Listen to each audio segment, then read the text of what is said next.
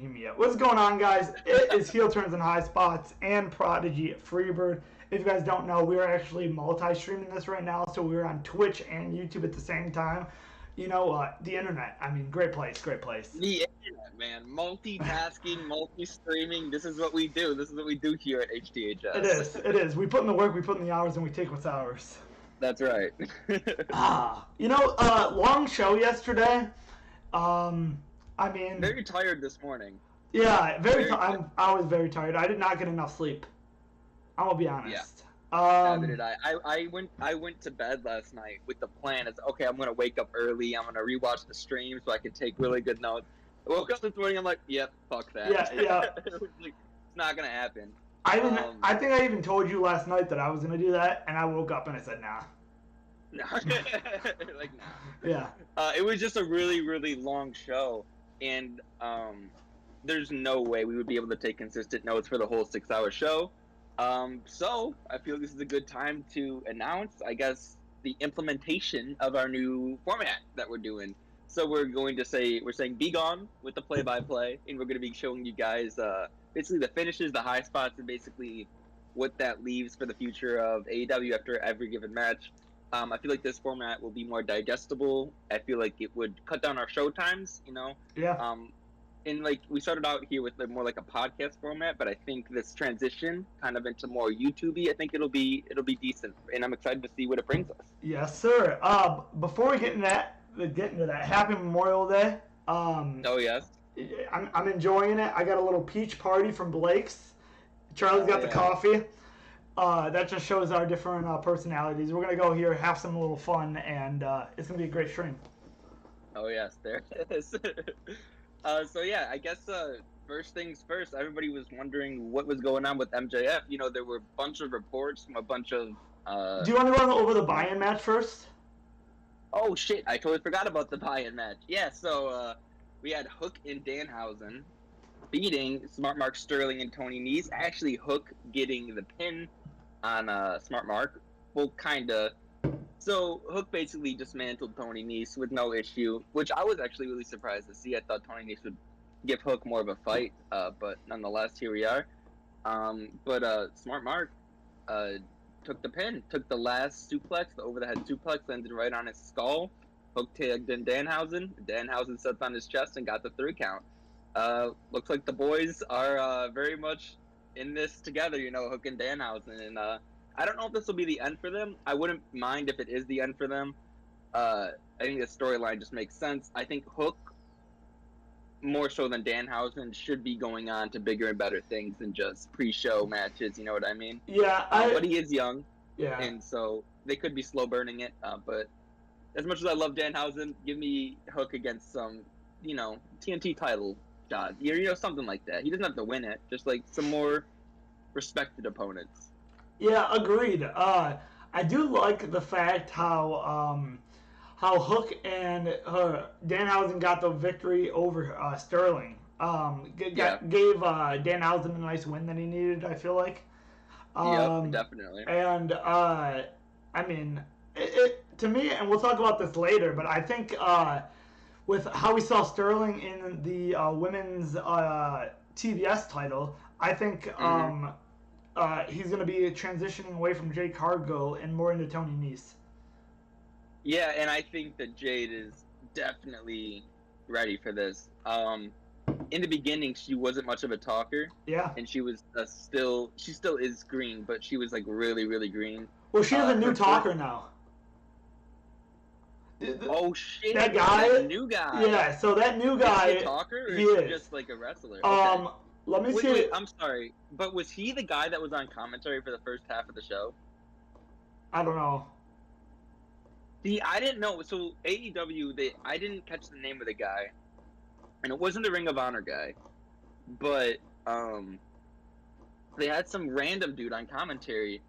But after the Jade Cargill match, I think he left. So I'm thinking that maybe they worked it kind of so like he was a hire for like a commentator role, but then he kind of like, oh, this is my end. I'm gonna go support Jade now. You know, I think that's what they're doing here. But it was very weird. I missed the first minute of the show, so I missed the announcements of like the commentators where they greet the audience. So I had no idea for the first half of the show who the hell that guy was. Yeah, let me hold on. So I'm looking it up. Uh, oh, there we go. Okay. So his actual name, like that people know him by, is Malcolm Bivens. Okay. And then, but he's going away. He's going into AEW as Stokely Hathaway.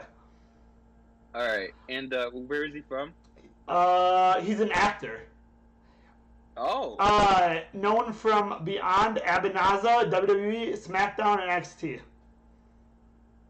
So he's from WWE. Okay. And I know from watching the post from yesterday that his contract ended yesterday. His 90 days it ended on Saturday. Really? Yeah, that's what Tony Khan said.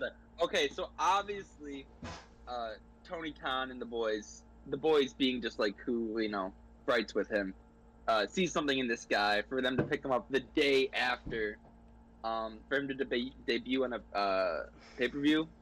That always bodes well for people who debut on pay-per-views. I don't know him. Not going to pretend like I do know him, but I am excited because they must see something in him. What? I need your keys. They're in my room. Sorry, guys. It's live. So I do think. I'm sorry. What did you even say? I'm excited to see what he brings, and I don't know who he is. Yeah. So he's gonna be a nice talk. He's gonna be like a different. I feel like more intense. I guess what I'm trying to say is he's gonna be able to help Jade Cargill like be a better talker. Just because that's something he does so well. So I feel like it's a great pairing. Sure, of course. And the baddies are on fire right now, so just adding flame to the fire.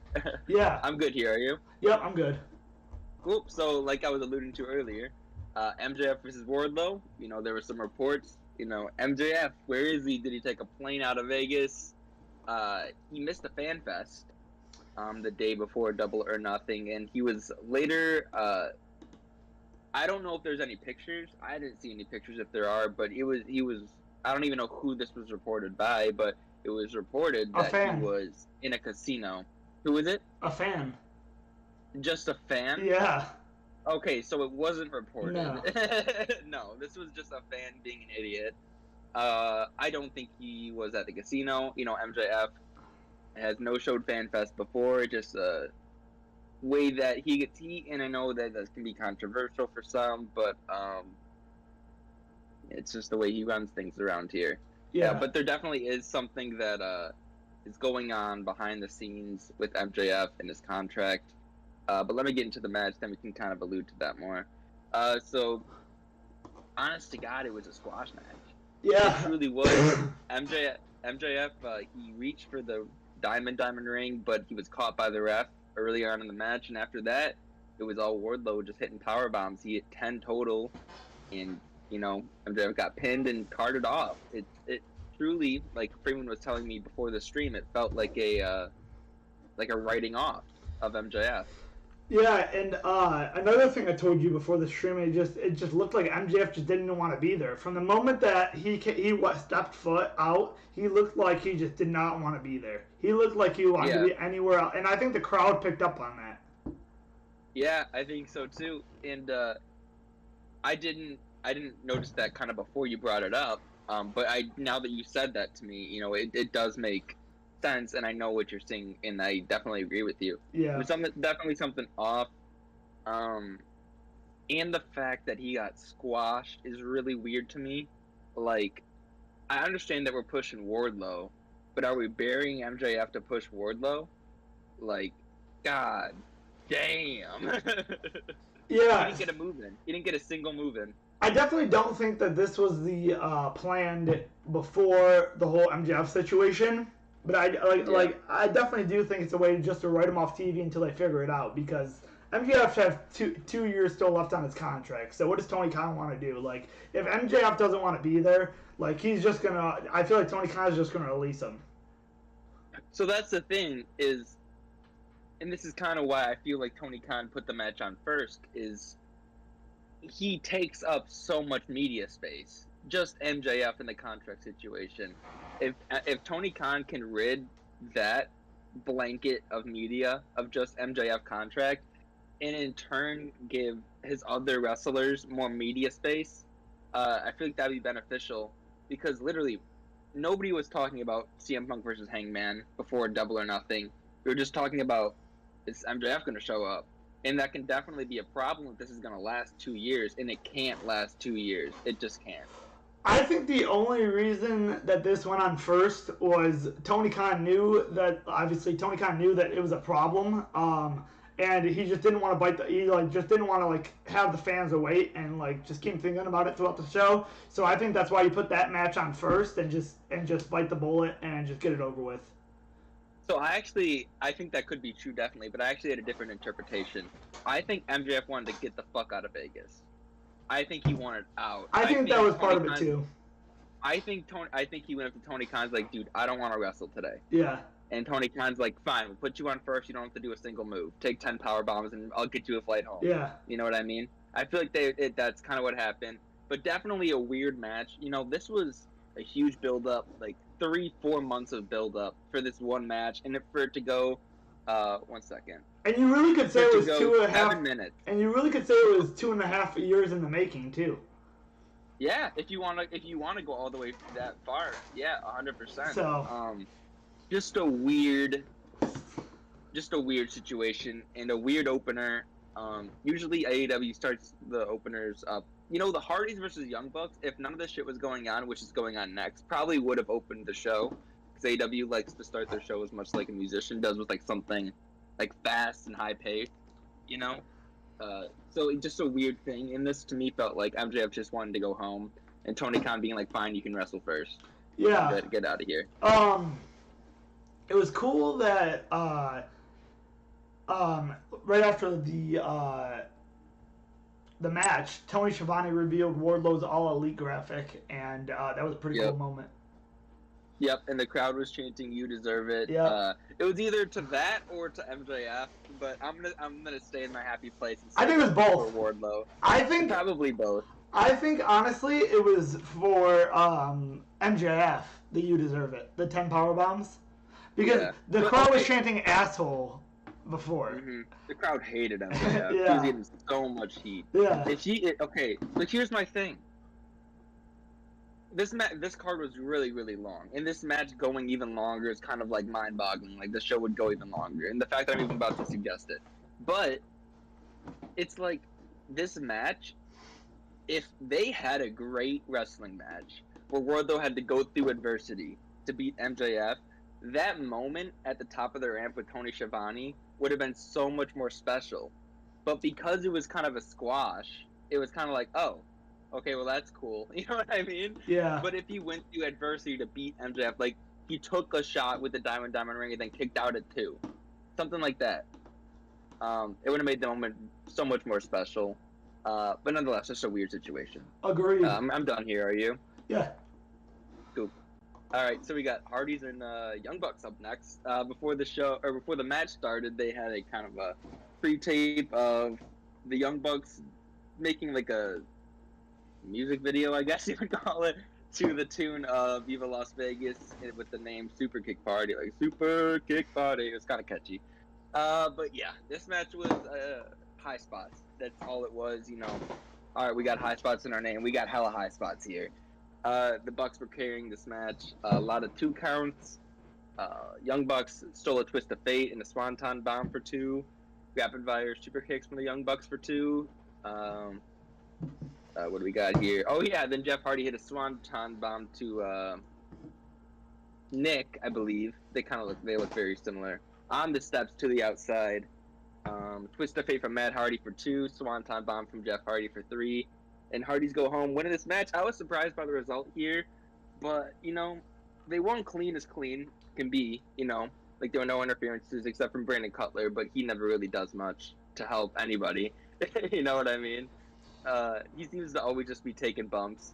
But this was a good match and a surprising finish, I would say. Did you feel the same way? It was definitely surprising, but now that I'm looking back on it, I'm not surprised because of what I think it's building up to is I think eventually I think the Young Bucks are going to be the ones to retire the Hardys for good. So I think that's where that win comes in. So Okay. I think that's how they get to their rematch. You know, I don't hate that at all. They definitely could play it off as like they didn't expect the Hardys to be so good, I guess. Yeah. You know, like they were just joking around all through the build up for this, but now if they took it seriously, they could beat them. There's your heel story. Yeah. I just wrote it for you, Tony Khan. I do have information too. That commentator was Ring of Honor's Caprice Coleman, who joined the commentary team for this match. Oh, so it was just that match. Yeah, just this match. Okay. That makes sense because the Jade Cargill and Jay is next, so Yeah. that makes sense why I thought that. But yeah, this is definitely building up to a Hardy's title match. Once again, we've been pushing for this from the beginning. I think they make it to the title match. I don't think they win the match. I think they do. I think they win. You do? I think they get one more good run. Kind of like CM Punk, they'll get one more good run and put a bow on the story career. Okay, that's fine. I wouldn't hate that. You know, I'll get to it when I get more to CM Punk. But I thought I'd be really upset when CM Punk won the championship, but I really wasn't when it came down to it. I think that would be, if the Hardys won, that would be kind of that situation where I just would be like, all right, whatever. So, and we'll get to it. One more thing for me really quick. Jeff looked really bad. I didn't watch the match, so I have no idea how Jeff looked. Yeah, so Jeff looked really, really bad. He hit his greatest hits. He hit a swanton that Nick Jackson rolled out of the way, so he just landed flat back on the ring. That looks bad. I don't know if he's really good at selling, and if he is, kudos, because you're working the fuck out of me, Jeff. But I think his body's giving up on him, man. He doesn't move as fluid as he wants to. In this match, even for a Young Bucks match, was very slow paced. They got their high spots in, but comparing this to a Young Bucks versus like Lucha Bros match, like it just felt like they were wrestling underwater. I just feel bad. I really do feel bad. I know it just because of the style that the Hardy Boys have is the high flying style, so they can't fall back on like grappling. They're literally called Team Extreme. Doing? Exactly. So they have to do this, and people expect them to do this. So there's no way they can make a return without doing extreme shit. Yeah. But their bodies are just giving up on them. I feel really bad for them. Yeah, I mean, I guess you could like just have a different twist on like Broken Matt Hardy or Woken Matt Hardy, you know, like put a different twist on it or something. I don't know. Just trying to. Jeff Hardy could not hit a swanton bomb every single week. Exactly. You know, maybe like. He can have a different finisher and just whip out the swanton bomb like in big matches. Yeah. That works fine with me. Yeah. You know? I'm in. It's a fate. There you go. Yeah. But yeah, that swanton bomb, every time he hits it, I wins. It doesn't look good out there. No. You good here? Yep. Cool. So we got Jade Cargill and Anna Jay. Possibly in contention for the most forgettable match of the night, along with Sammy Guevara and American Top Team. But, you know, this match wasn't bad.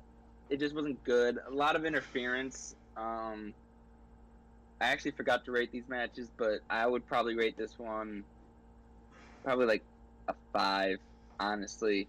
Just not a huge fan. Jade Cargill finally hit that Avalanche Jaded from the top rope. Obviously, that's what Avalanche means. For the win. She tried it against Ruby Soho, but it looked like Ruby Soho kind of chickened out at the last moment when she tried to hit it on the TBS Championship tournament. I don't know if you remember that match. I do. But she finally did hit the Avalanche Jaded for the win. And it was decent. I don't know. I think but after the match. Oh yeah, I was just about to say. I think after the match was more important than the match itself. Yeah, for sure. Athena Palmer who I'll let Freeman take it away here since he knows a lot more about her. Yeah.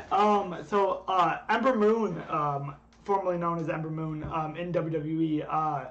If you listen to her podcast with Chris Van Vliet, she literally like just talks about like how WWE just treated her so like wrong, and Yeah. it really just makes you like feel for her. That's number one. Like Can I cut in really quick? Yeah. So, doesn't it seem every single time a good wrestler leaves WWE, they always have bad things to say about it? Look at Ryan all their Anderson's books. the only person that I know of that hasn't shit talked WWE coming out of it. He's the only one who wrote Do you like know a why? Players Tribune article. Why is that? His wife is still heavily involved with WWE. Oh. So shit. he can't. You're right. So he can't. You're right. Yeah, you're right. You know, and she will be there for the end of her career, and she'll probably have a backstage role Yeah. afterwards too. Yeah. So we probably won't be hearing anything. Well, her about career's that. over. What's that? Her in-ring career, Brie Bella's in-ring career, I think is over. Like she'll come back Is it? for like Royal Rumble appearances or whatever, but I That's think so fucking stupid, bro. Yeah. How do they not have enough women on their roster that they have to bring? you legends fired every them all. single year? AEW has them all. AEW would have a killer Royal Rumble. Yeah. But I mean, I'm hyped. This brings a big name. Arguably, Ember Moon is your second biggest asset in that women's division now, behind Britt Baker, in my opinion. She looks like a beast too. Yeah. She looks Yeah. like strong. Yeah. I mean, we know that she had a match with Swerve, so. Yeah, they tore the house. Yeah, I've so watched it like. twice now. That's what I'm saying. Like, there's so much Ember Moon can still do in the ring, and AEW is just gonna help her like bring out the best side of her. Yep. And you know, and I know this is, I don't know, I'm not trying to be overly liberal here, but I love the amount of people of color AEW has representing their company. You know, we have so many of different races, ethnicities in here, and we have a whole like baddies faction. It's just so cool to see. And I know that Tony Khan has made a statement about how he wants to have a very inclusive, very, you know, mixed bag roster. You know, we have Sonny Kiss. You know Sonny Kiss? Yeah. Yeah, and like, are you kidding me? I just love it. I love the inclusivity, and I love all the diversity on this roster. So I got some stats for you about Ember Moon. Let me hear it. She was trained by Booker T. Oh my God. That's wonderful. number one. She longest matches. She wrestled a 30-minute in on Saturday, February 14th. That's her longest match, 30 minutes. I know what company. Warrior Wrestling. Oh, that's a good company. That's Yeah. Thunder Rosa's company. Yep, and then her highest wrestling was a 4.5 from the Wrestling Observer, which was NXT Brooklyn 3, and I believe Did you who'd she face? And I will look at that. She faced Asuka. Okay. Yep. Makes sense. You know, I'll have to check out that match because that ought to be a good match. Yeah. You know, I'm trying not to make this such a long show and not getting on these tangents, but WWE has good wrestlers, man. They just don't use them. Correct. It's just their booking, bro. Like, some guy in the post scrum. Go back and watch the post scrum. Some guy in the post scrum used to be a writer for WWE, and he literally told Tony Khan that, and he's like, "Don't make fun of me." And Tony Khan's like, "I'm not making fun of you. Like, pro wrestling is a great industry to work in." It is. It is. It is. It truly, truly, truly is. And that's why we do this. We're trying to get our foot in early while we're young. You know, Exactly. who knows what will happen to us. But anyways, I'm Moving good here. on. I'm excited for Athena. We got Death Triangle versus House of Black. We Man. told. So that. Oh wait, we already talked about Malcolm Bivens. Malcolm Bivens joined in, but just going back to that, this is when we saw Malcolm Bivens come to AEW. Yep. Death Triangle, House of Black. Man, House of Black's entrance looked fan-freaking-tastic. I truly think they have the best entrance in wrestling. I don't know if that's just my black metal fan in me, but I'm huge fans of their entrance. I'm sorry to keep scratching my nose. I got allergies. I promise I'm not picking it. But it was a great match. A lot of high spots. There was a Brody King botch, which it was kind of. Yes. Brody King is a great wrestler, but I am going to point this out. Not laughing at him, laughing with him. Okay. So he hyped it up. Everybody was on the side of the ring. Yep. And he was hyping it up like they were, the camera panned in on him, and he was hyping up the crowd for this tope, and then he botched it. And at first, you typed in your notes, Buddy Botch. Yep, Buddy Botch. Yeah. Because they all look very, very similar. They have the same build. They do. But one thing, kind of a weird note, is I love how Malachi Black starts his matches out. Yeah.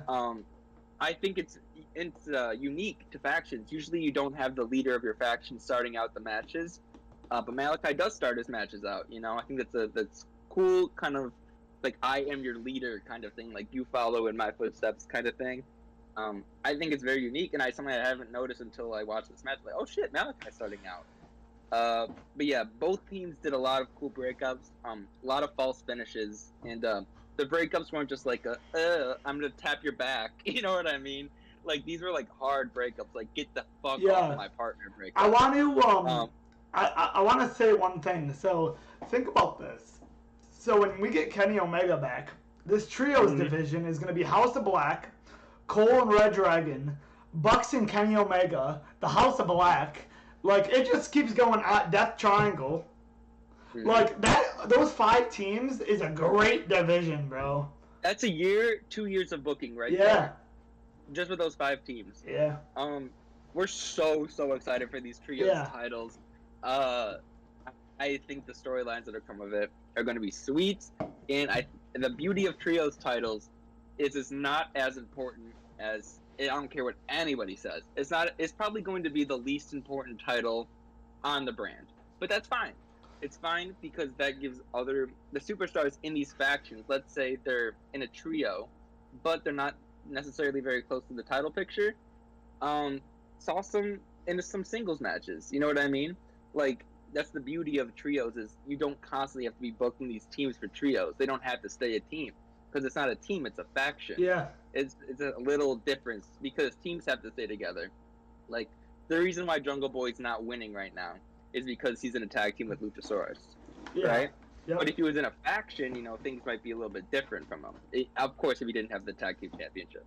Yeah, another point I want to make too is Pac looks phenomenal. Every time we see Pac in the ring, he's great. We were talking about it last night, and man, it does you know, kind of make you happy to see Pac in the ring. And I just wish that he had a little bit more personality to him.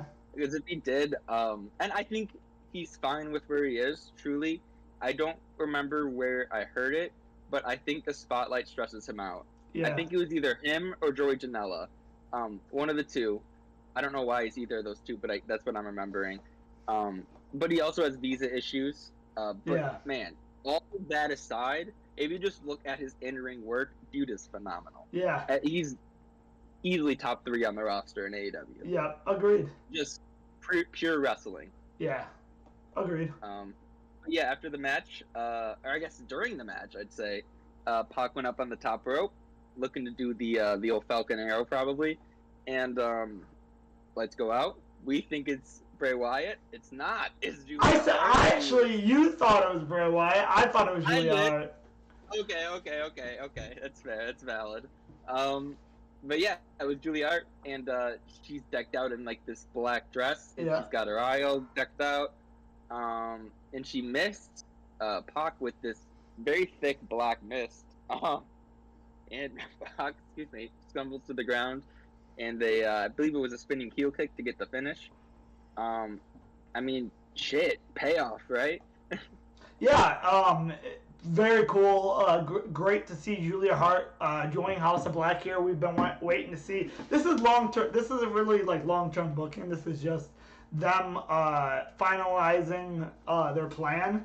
Like, I think they knew that this was the plan all along, but they just they probably just had to figure something out in between. Like, there was probably obviously it was probably something to do with Julia Hart probably. They probably had to wait till her schedule opens up.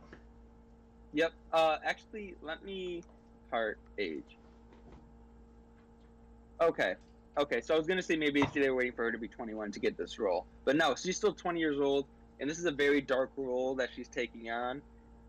House of Black and Death Triangle, funny enough, are probably like if we're talking about pure like stoicism and darkness. Like these two factions are probably the darkest, maybe tied with Darby Allin, in the entire roster. And Julia Hart being so young, I'm very excited to see what she does with this role. And this is kind of like a role where you can't do a face turn 6 months from now. Like her eye's fucked. Did you see? Right? Like, Did you see what Brian Pillman tweeted? no. So What did he say? I'm going back to it. So he said he might have deleted it.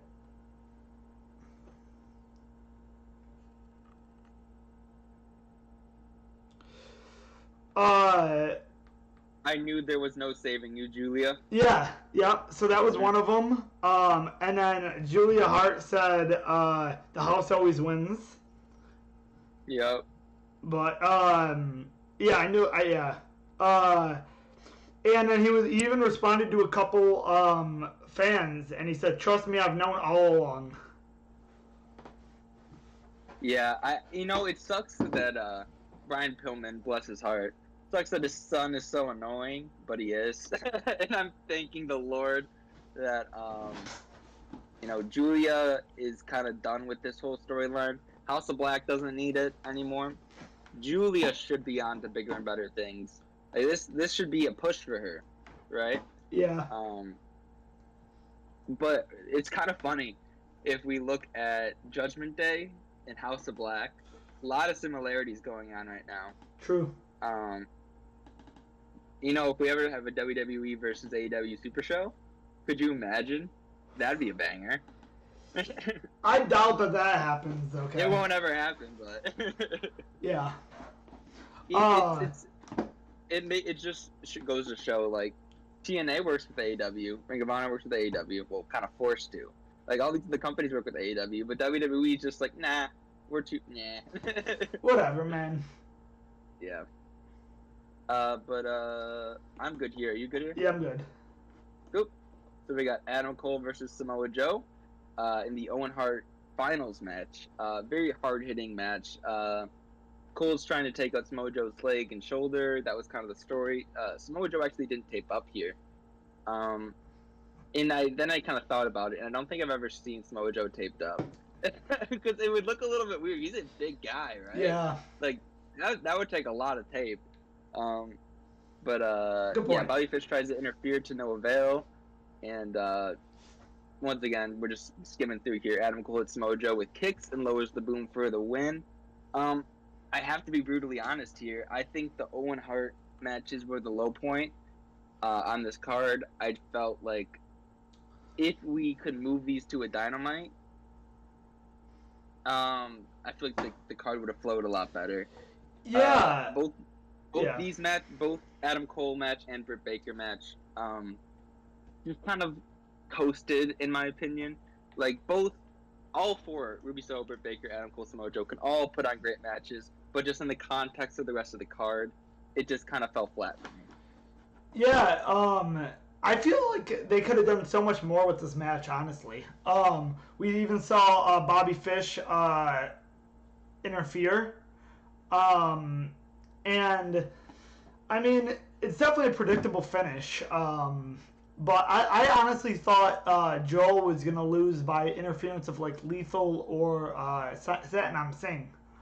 Yeah. It was kind of like a weird... Like, he didn't get the win because of Bobby Fish. Yeah. But Bobby Fish still interfered, thus making it not clean. Yeah. I don't even think Bobby Fish really needed to even be here. I agree. In my opinion. Yeah. It was cool, though. Cole and Britt Baker both had, like, pink and black tights reminiscent of those worn by the tournament's names, Owen Hart, and when he won the 1994 King of the Ring tournament. So that was cool to see. Yeah, very cool to see. And yeah, let me just get through the Britt Baker match really quick, and then we'll talk about the tournament as a whole. We had, I have in my notes literally not too much to say about this match. Not too bad, not too good. Britt wins by countering the victory roll with a victory roll, and helps her be up after the match. This match, kind of similar to Adam Cole versus Samoa Joe. It actually went a minute longer than Adam Cole versus Samoa Joe, which is cool. You know what was cool? The Ruby Soho entrance and the Britt Baker entrance. Yeah, yep, I totally forgot about those. Yep. Man, I can't think of Ruby Soho's band's name. I know it's something weird. It's like a one name. But anyways, it doesn't matter. It doesn't matter what your name that is. Was cool to see. What's that? I said it doesn't matter what your name is. It doesn't matter which but yeah, very similar to Adam Cole versus Samoa Joe. This just fell flat to me. Yeah. There were really no high spots for either of these matches, which makes sense because that's kind of the style that Owen Hart kind of encapsulated, just more on the technical side of wrestling. A lot of sharpshooters in both of these matches. Ruby Soho can't put on. I never want to see Ruby Soho put on another sharpshooter. Did you see the one? To me, the sharpshooter that CM Punk put on, Paige, it would look the same as Soho's. So for me, Soho kind of just like sat back. Okay. She wasn't squatting like a catcher. Okay. She was sitting on her butt. You're supposed to be squatting like a catcher and leaning back. Makes sense. And also, it was kind of more flat, in my opinion, where Punk's was kind of more like curved. Yeah, I do want to talk about something. We were talking about this last night. Is the pieces were in place for Ruby Soho here to score the biggest win of her career and shake up like the disappointing losses from Dynamites and Grand Slam. But instead, in her third shot at a big victory, she lost clean with no excuse to speak of. And also, why do we need to give Britt Baker another signature win here? At one point she's kind of starting to feel like Charlotte Flair here, because so much focus and attention has been paid to Baker with nobody else's benefits. You know. Yeah. Yeah, and we were anxiously waiting the Jamie Hayter turning on Britt Baker in this tournament, and it never happened. Yeah. So I definitely see where you're coming from there. Poor Ruby Soho, it's looking like she's not going to be pushed as hard as we thought that she was going to be. It's looking like she's just going to be a mid-carder. I think that because Ruby Soho was never too much in WWE, was she either? She was with the Riot Squad. But I mean, I think what we were expecting Ruby Soho, I kind of think that's going to be what Athena's going to do. Yes, I hope so. I hope so. Because Ruby came out really, really hot. People were really, really excited. I was in your basement when she debuted. Yeah. I don't know if you remember that. But yeah, we were expecting big things here, and we didn't get them. And it sucks to see, but the division needs mid-carders, and it's looking that Ruby Soho is going to be one of them. The only way I'm okay with the ending, by the way, is just for the fact that I think it's really kind of symbolizing, or it's a nice symbolism that Adam Cole and Britt Baker were your first ever queen and you're technically king and queen. And I kind of like that, honestly, but so that's why I'm not totally gonna shit on it, but. No, yeah, and Sammy Guevara and Tay Conti need to take notes on how to not be overbearing. Yeah. Because we can get into it now since this is the next match, so this will be a good transition. Sammy and Tay they want to be baby faces so bad. Yeah. But they'll never be baby faces because they're too. Listen, I have a girlfriend. I'm not too insecure about it. But wrestling fans tend to be, not the biggest, attractiveness guys. Guys don't want to see that. Exactly. Yes. So this is why, side note, before you go to a wrestling show, take a shower, put on deodorant, brush your teeth. Yeah, most wrestling fans don't take showers. Yes, take a shower, put on deodorant, brush your teeth before every single wrestling show you go to. I went to GCW, that shit smelled like BO and weed, dog. It's disgusting. Make sure you wash your hands after the show, too. Yes. Especially if you shake the wrestler's hand, you don't know where that guy's hand's been. But you know what, though? It was funny to something that Tony Khan said to me a while back, or not to me personally, but to somebody out there. But Tony Khan, He said, for some reason, we like Sammy by himself, we like Ty by himself, but the fans just do not like them together. Yeah, and I truly think it's because it's just too much. We can't relate to that. Yeah. The entire wrestling fan base can't relate to that. Every single time every single couple on television screen from the beginning of time in wrestling, I'm assuming, this isn't a fact, but I'm assuming when they're overbearingly makey-outy, Lita and Edge, heels. Yeah. Because people don't want to see that. That's like, hey, I can't relate to that. Yeah, they had right? sex on live TV. Who has sex on live TV? Yeah, they got so much heat for that, too. They did not have sex on live TV, okay? They had... No. Well, that was the... In kayfabe, they did. In kayfabe, they did.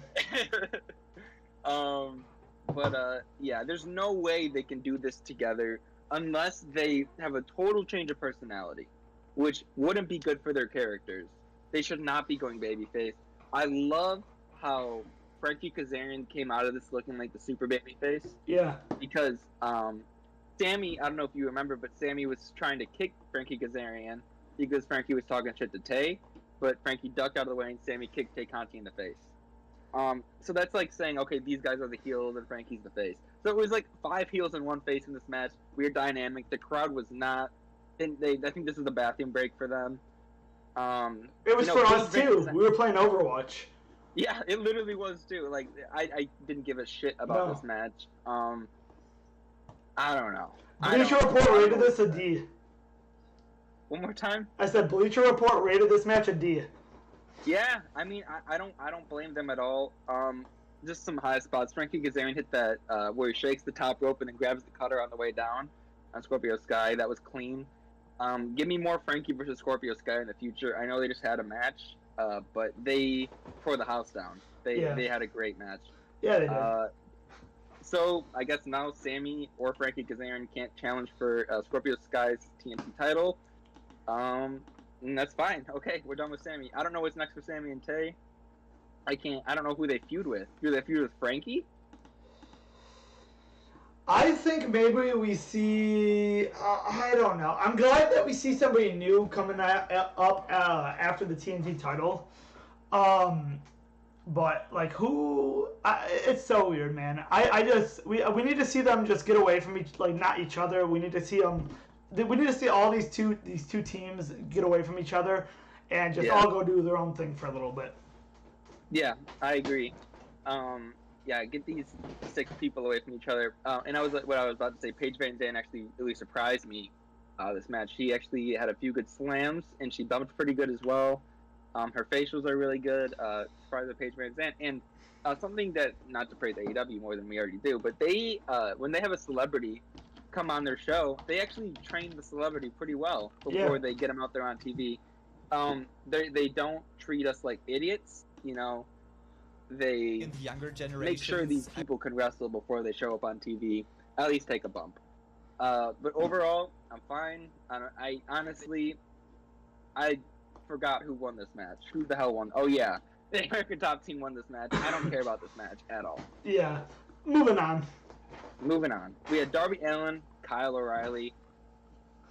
Man, this was a barn burner. I rewatched this one this morning. Right off the rip, Darby Allin takes a huge knee from Kyle O'Reilly, and his mouth instantly starts bleeding. A lot of hard hitting. Kyle O'Reilly trying to slow down Darby Allin with strikes and shit like that. Trying to kick out his knees, try to kick out his legs, slow him down. And that's to avail. He eventually does get him down. He gets him face flat on the mat. Kyle O'Reilly climbs the top rope and sends a flying knee down to a grounded Darby Allin for the win. Darby, another tough loss. The Pillars are not doing very hot. Freeman, this begs the question, are the Pillars even relevant anymore? You know, I think they are. But they're all doing their own things right now, right? So you got Jurassic Express. Jurassic Express got the win. Jurassic Express did get the win. They're the only pillar to get the win, and all pillars had a match tonight. The problem is some people thought that there was cause for MJF to beat Wardlow. So Yeah. who knows? I was one of those people. Yeah, so who knows what was going to happen if the thing at the or the meet and greet didn't happen. Yeah. And, I mean, they're all four not going to win. Like, they're all four not going to win every single pay-per-view. So, I mean, they'll be fine. They're young. Give them some time. 1 second. Did Darby Allin lose to Kyle O'Reilly clean twice? Oh no, we lost to Jeff Hardy the first round. That's right. The Jungle Boy lost to Kyle O'Reilly. That's who was the other pillar. Yeah. Kyle O'Reilly is looking like they're pushing him to be like a legit guy, more so than Bobby Fish, definitely. Yeah. I love the way he fights. He fights like an MMA fighter. He fights like it's real. He picks a limb and he sticks with it. I used to practice Brazilian Jiu-Jitsu, and his Jiu-Jitsu transitions are just spot on. The way he transitions from an armbar to a triangle, back to an armbar to a leg lock, flawlessly. Kind of like Danielson. Very much like Danielson.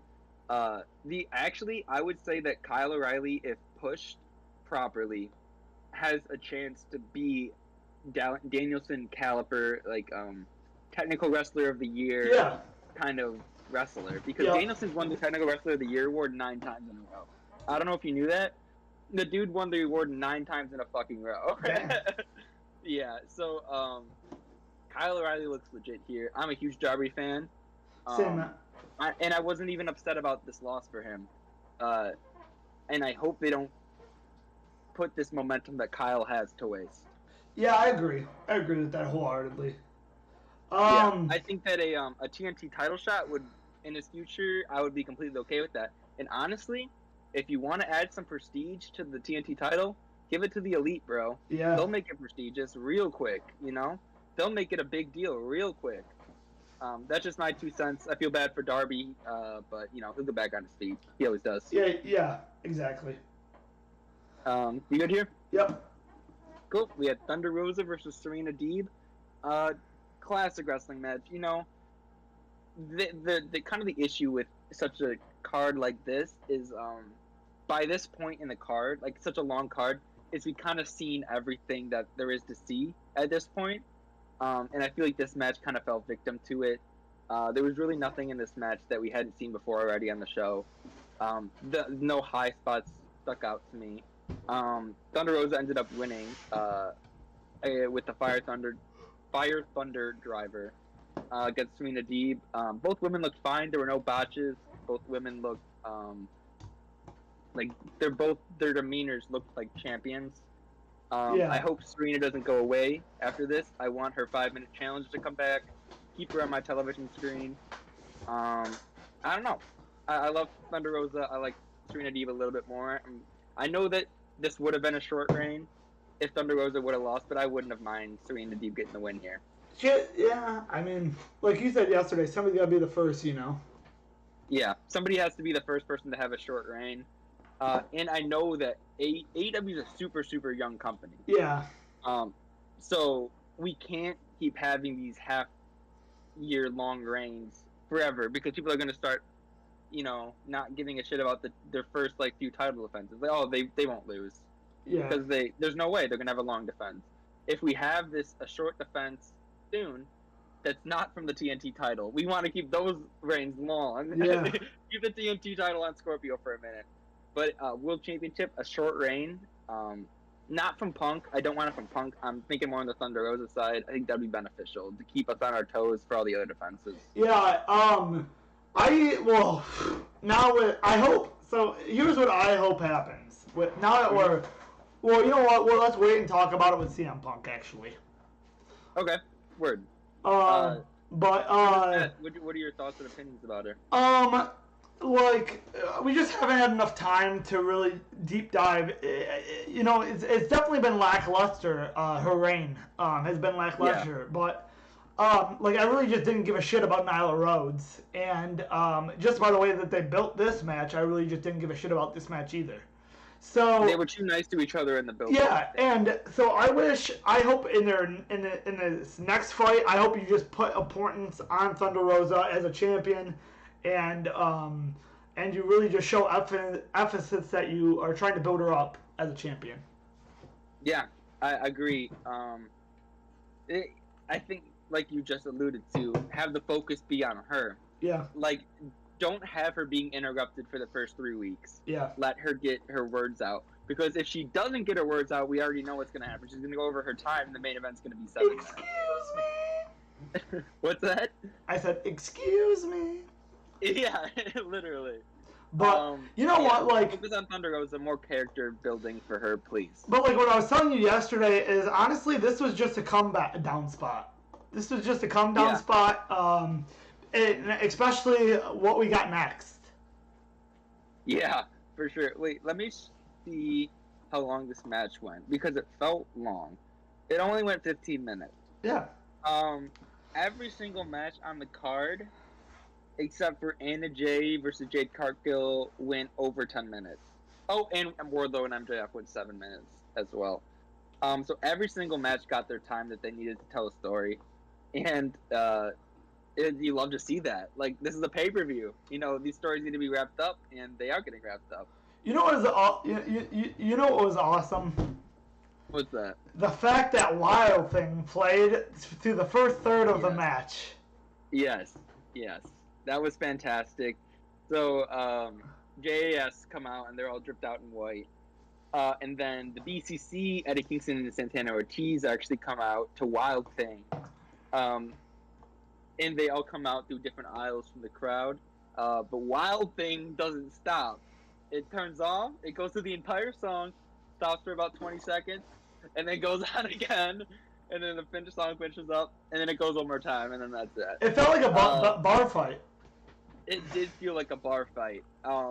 You know, few changes. I wish they would have explained what a Anarchy in the Arena match was. You know, it's just a little gripe I have. It's like that. I did hear Tony. It was either Tony Schiavone or JR explaining something, but me and you were like in conversation, so I really wasn't listening. But I did hear something. You go. Yeah, but this match was a bunch of just shenanigans all the way through. John Moxley speaking of. Yep. And now that I'm thinking about it, I also heard Jericho was on post scrum talking to Tony Khan, and he mentioned that like.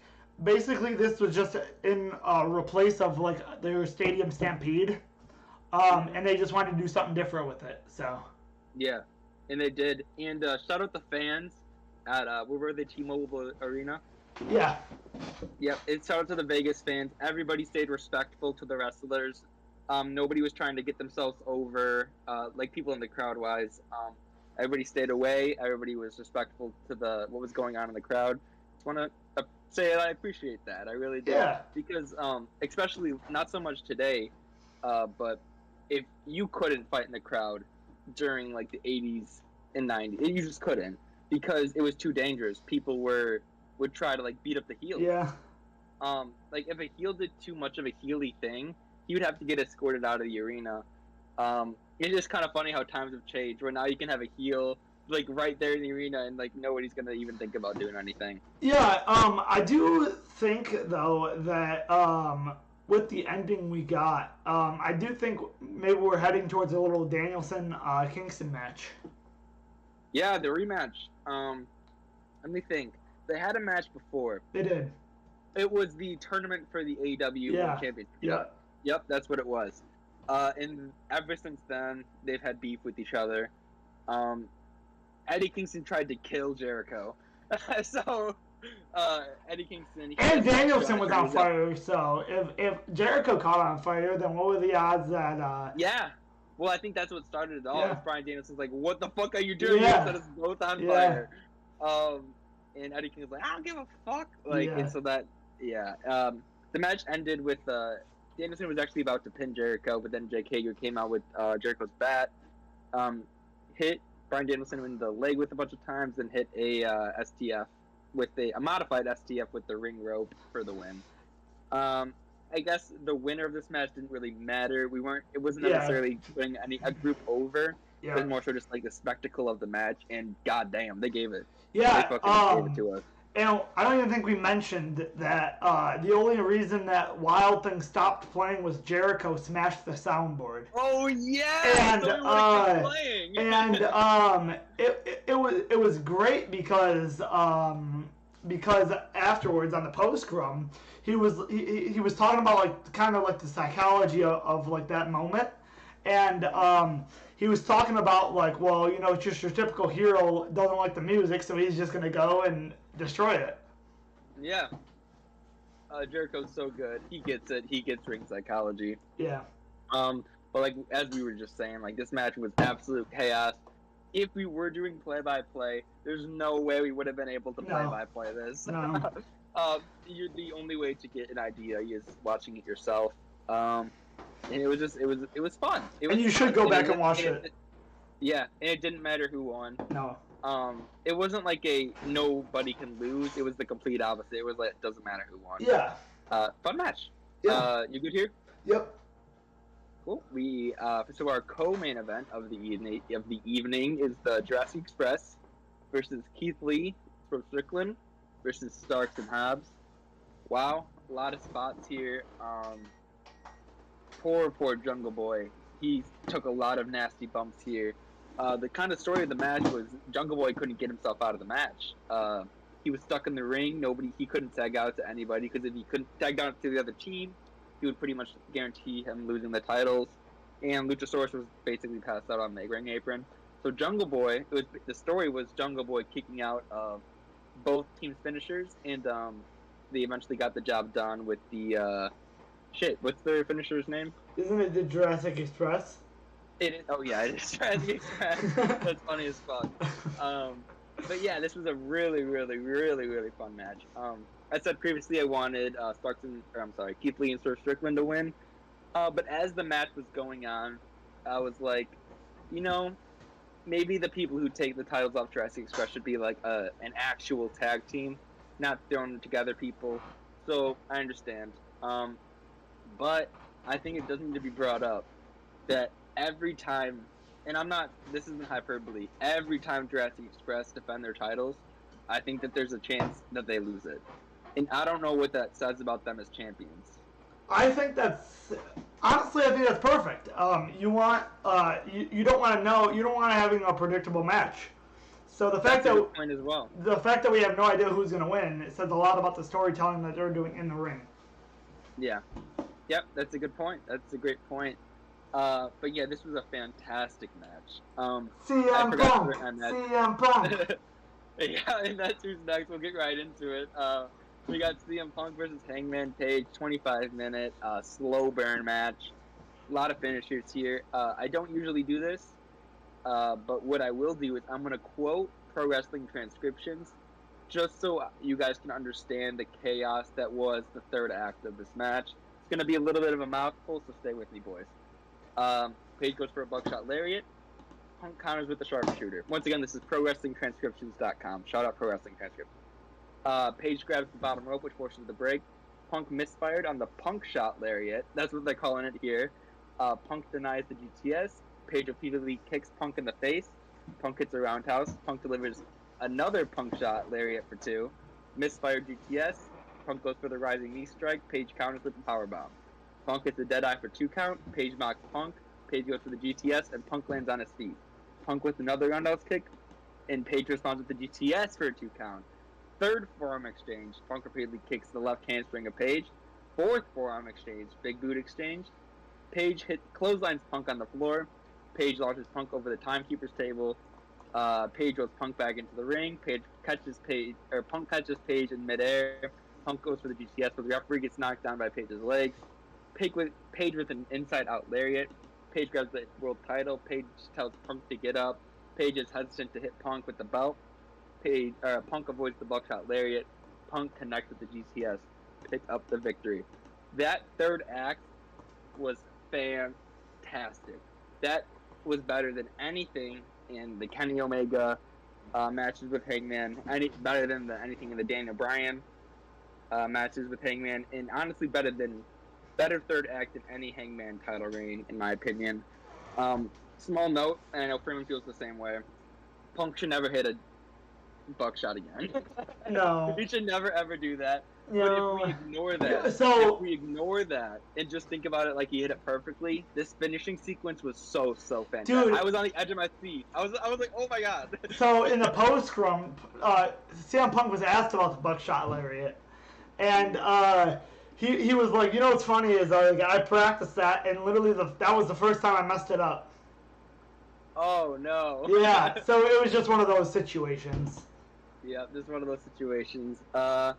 But I kind of want to hear your opinions first about how you feel about this result. So I thought I low-key thought I was going to be, like, tearing up when Punk won it.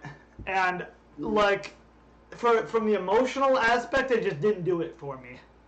That's fair. But, I mean, I'm happy. But Punk deserves to be a champion again after WWE just fucking, killed that man's love for professional wrestling. So... Yeah. And to be clear, Punk wasn't mistreated in WWE in the sense that he wasn't getting his pushes. Yeah. Punk has one of the longest WWE title reigns of all time. Punk's issues stemmed from how the staff treated their wrestlers. And I just wanted to clear that up, I feel. Yeah. I think that's a huge misconception. Yeah, and, like, putting him on the top, is... So... First of all, I want to think about, like, what else does Hangman do now that he's not champion? Yeah, I have no idea. I think he's off TV for a little bit, right? Yeah, I mean, I think he should because, like, he has a kid. Go spend some time with your kid, your family. And I mean, just let's give him his props. He had a 198-day reign, longer than the inaugural champion Chris Jericho. He defeated Kenny Omega. Bryan Danielson, Adam Cole, Lance Archer, and more along the way. And eventually, right, every title reign ends. You're right. And it's just like, when do you want it to end? And, you gave Page his time in the glory, but now it's Punk's turn. Punk has arguably a smaller window than Page. Not arguably. Definitely. Yeah. And, so...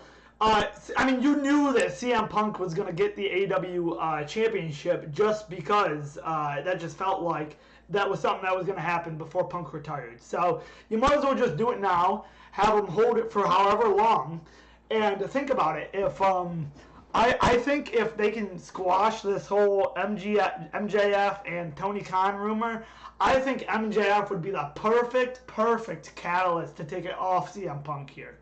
Have that third match and have MJF, go over and man, on that Wednesday where he comes in, everybody that will be the loudest wrestling event ever, bro. Mm-hmm. Yeah, I'm right there with you. I love Hangman's reign. I personally think he is the greatest champion that AEW's ever had. I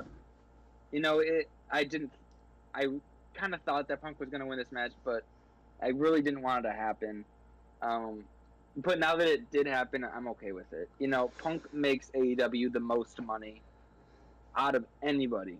It's not even close. Yeah, and it's going to be right to just boost attention to AEW. Yeah. So like CM Punk is AEW's champion. Yeah. You think that's not going to bring some people in? Yeah. Like that's so cool to say. Like, this is the company that, like, we backed, right? Yeah. CM Punk is our champion. Like, that's really, really cool. All love to Hangman Page. I think I can see multiple World Championship reigns for Hangman and his future. And it sucks that it had to be from Punk, but, I think this is the right decision business-wise. Agreed. And it's a cult of personality, It is a cult of personality. Freeman, what was your match of the night? My match of the night was, I think just the storyline of it, just Punk versus Hangman. Yeah, I'm going to definitely agree with you there. It was my kind of wrestling match, the slow burn, long wrestling match. It felt like AEW World Championship matches have a feel to them now. Yeah. They have a feel to them. It's slow, they're long matches, and you have to really work your opponent down. But this was a great wrestling match. It was 50-50 right down the middle for me. And you just love to see that in a World Championship match. Yeah, You just and love to see that. also CM Punk after at the post scrum talked about what's next, and he said that he either wants to face Okada, Will Ospreay, or Tanahashi at Forbidden Door. Oh, okay. So that is probably what they're gonna do here. Yeah, that is probably what they're gonna do here. I totally forgot about Forbidden Door. So they are gonna be defending it against a New Japan guy, right? Would you say so? I Or would do they assume just have so. a match? Maybe they just have a match. Yeah. I don't really know what they do here. If they just have a match, that would definitely open up the opportunity for whoever he's facing to be more reasonably get the win, right? Because you can't have the title going. I know we were joking about it last night, but we can't have the title going to New Japan. No, dude. But go for it. I'm gonna just fantasy book, just like I said last night. Let's send Danielson over there, get the title back, and everything will be good. Yeah. You know, send the BCC. Punk had a match. No, one more time. They have not. So that's probably going to be something in the future as well. Yeah. That we're going to see. Also, Danielson needs to get that reign as well because his career's getting cut short. You know, he's had concussion issues. I heard somewhere that he had 6 concussions within the first 4 months of professional wrestling. It just sucks. But hey, life goes on. Yeah, I mean, it is what it is. Yeah. But I definitely do hope he gets his reign. I can't wait till Punk. I just can't wait till Punk shows up on Wednesday, and we see that because he's gonna be the first one out on Wednesday. So. Yeah. Yep. Yeah, Tony Khan loves starting the shows with some CM Punk action, and he looks good with the title too. He does. He looks really good with the title. Yeah. It was a really good show. It was a very long show. Definitely some matches that I would cut out if I was the booker, but I'm not.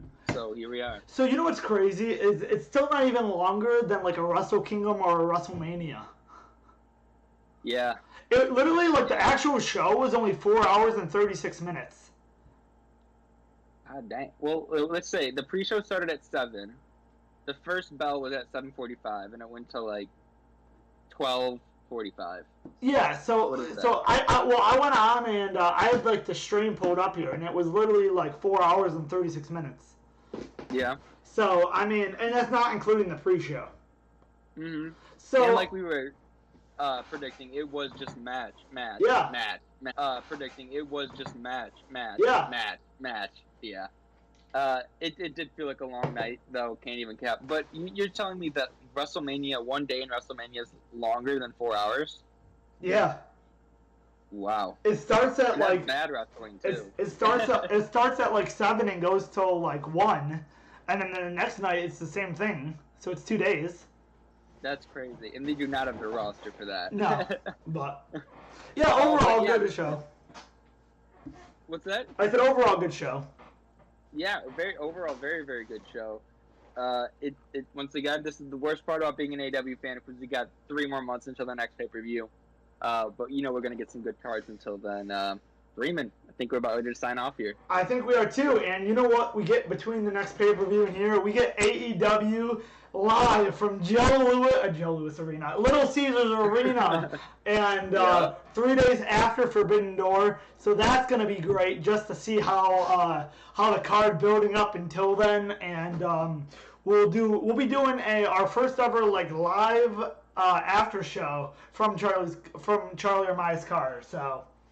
Yeah, that'll be a lot of fun for sure, and man, it's gonna be great. It is gonna be great. Until then, guys, hit that subscribe button, hit that follow button. We'll see you guys in the next video. Peace off. Yep. Treat each other with respect and support your local independent wrestling. Even support your local AEW. Yeah.